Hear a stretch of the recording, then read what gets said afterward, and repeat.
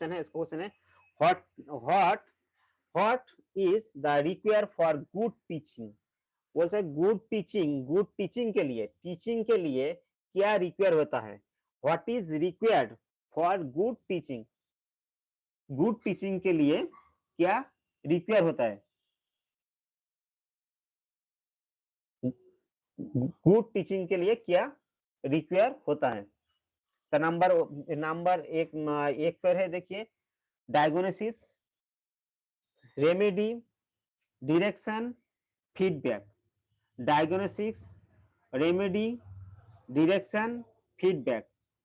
Question बता रहा हूं, पढ़ रहा हूं, सुनिए आप लोग।